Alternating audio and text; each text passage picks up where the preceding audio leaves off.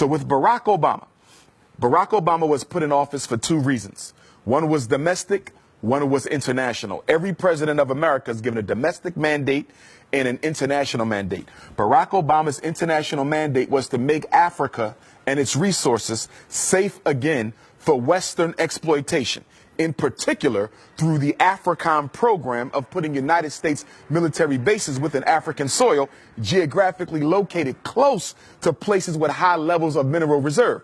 So what's going on in Ghana right now? An agreement between the Ghanaian government and the United States to put a military base in Ghana. This is all strategic to make sure that if Africa ever decides to rise up and push back against European imperialism, aka white supremacy, they will not be in a military position to be able to do that. So Obama succeeded. And the reason he succeeded in Africa is because Africa, just like Black America, just like Black Europe, thought the presidency of Barack Obama was a blessing because we don't understand white supremacy and we don't understand politics. It doesn't matter whose face is on the cover. It doesn't matter whose face is out front. The only thing that matters is the color of the hand that makes the decisions. Barack Obama was a flunky. He was a functionary. He was a stool pigeon, and he was a puppet. And yes, he was a coon. Barack Obama did absolutely nothing to benefit Africa. He did absolutely nothing to benefit African people. Now, domestically, Barack Obama's job was to distract Black people in America long enough for the government to take everything that our ancestors fought for, roll it up into one big ball: civil rights, voting rights, affirmative action, equality, you name it, and roll it on over to the feminist movement, roll it on over to the LGBT movement, and roll it on over to the multicultural movement. So today in America, whenever you hear civil rights discussed, Black people are not in the conversation. It's gays, it's feminism, or it's multiculturalism. They use Barack Obama to take everything Black people fought for and give it to people who have never fought for Black people. What do you know about the situation of Black people in France? I'm somewhat familiar because I tend to study the international situation. Not thoroughly familiar, but I will say this. In all my travels, wherever I go, there's four things constant. I don't care if I'm in France, London. I don't care if I'm in South Africa, Nigeria. I don't care if I'm in Holland, Austria, Jamaica, Turks and Caicos, Canada, LA, Houston. On the planet, there's four constants for African people. Number one, we're worshiping a white Jesus. I don't care where you go. Black people in love with a white Christ. That's number one. Number two, you have mass incarceration of Black males at a rate 4 or 5 times their percentage of the population in that particular state. Number three, you have miseducation of Black children. You have the over-identification of Black children in classifications of mental retardation, ADHD, learning disabled.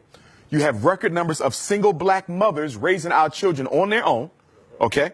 And then on top of that, you also have a Black economy, which is totally dominated by people who do not look like us. I don't care where you go on the planet, Black people are not in control of their economy. Your rice, your bread, your milk, your sneakers, your hats, your clothing, your transportation, your electronics, everything you buy is being sold to you by somebody who don't look like you, but more importantly, don't care about you. What would be the solutions? Because, you know, this is a statement, but now what could be the solutions? Solutions are simple. And the solution hasn't changed since Marcus Garvey articulated it over 100 years ago. And the solution is independence in all areas of human endeavor.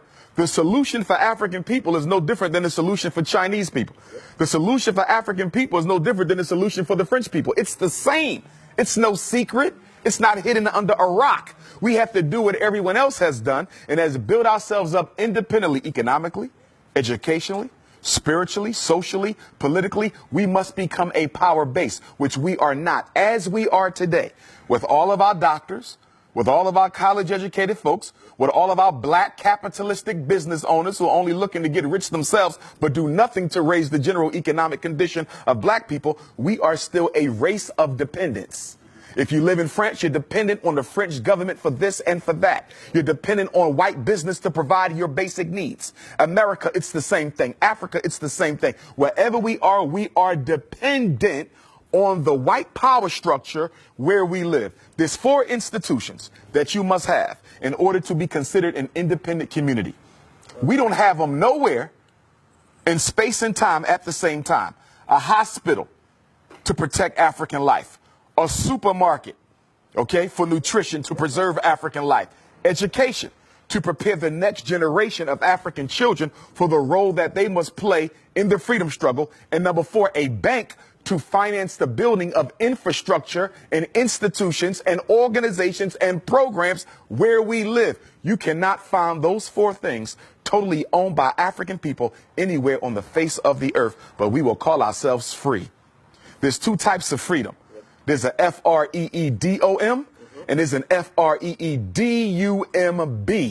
White people have the freedom. We have the freedom because we're too politically uneducated to recognize that it doesn't matter if you can drive a Mercedes. It doesn't matter if you can live in a white suburb. It doesn't matter if your black child can go to a white school. At the end of the day, what do you control? What do you own? What do you produce? What do you distribute?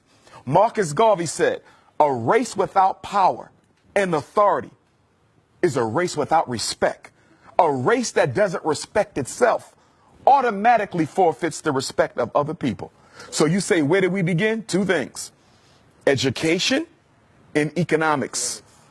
It's going to be hard to break the psychological chains of slavery as long as just about everyone in this room went to a white school to get their education, a white public school to get that education. And what is the function of public education?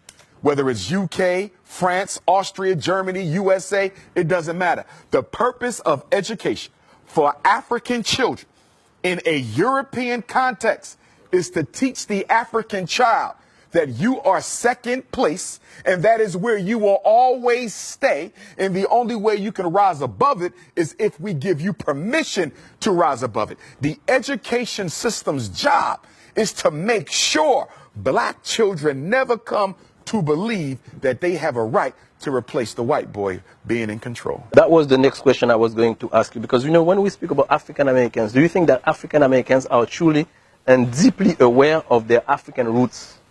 Well, I don't think that's a question just for African Americans.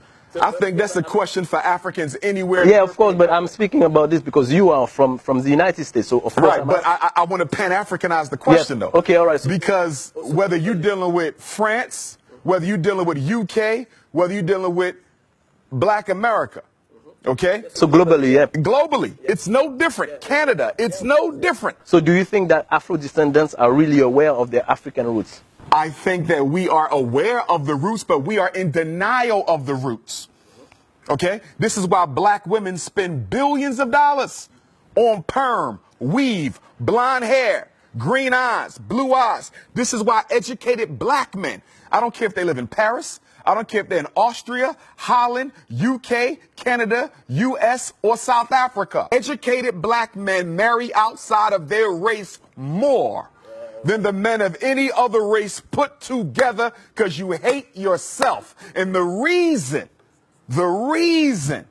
why we do this is we actually think we can convince white people if we act white enough to accept us, because we don't understand white supremacy and we don't understand eugenics. Eugenics is the science of exterminating the African DNA. It don't matter if you're light skinned with green eyes, you still African. It don't matter if you're blue, black, purple with nappy hair, you still African. It don't matter if you in Paris speaking French or the US speaking English. At the end of the day, you carry the gene of Africa. And that gene of Africa is the most powerful DNA on earth. We are the only people who can reproduce ourselves in every other group. I can make a baby with a Chinese woman, it's an African baby. I can make a baby with a French woman, it's an African baby. An Arab, an East Indian, a Native American, it's an African baby. You understand? The white man cannot reproduce himself in any other woman but one who looks like him, because he's genetically recessive. I'm genetically dominant, and that's why he must eliminate me. Because in the natural order of things, if I do absolutely nothing, we can literally predict the date where he will no longer exist. So he has to make a decision. He either has to get rid of me first before nature gets rid of him. So speaking about this, what is your feeling about interracial marriage? I don't support it. Why? I have nothing against white women or Chinese women or Arab women or East Indian women, but the black man belongs with the black woman. The first institution that has to be built is the black family. If you don't save that, you save nothing else. If you don't build that, you build nothing else. A white woman can understand my struggle. A Chinese woman can understand my struggle. And what black men fail to recognize, even when you marry white or Arab or Chinese or East Indian or Latino, that woman is still loyal to her race. So it doesn't matter if she had your baby. It doesn't matter if y'all got married. It doesn't matter if y'all sleeping with each other. At the end of the day, her loyalty is not to her husband. It is to her community. And at any moment that community calls on her to do a job, she will do it. So even though you're laying on top of her, she's still in charge of you.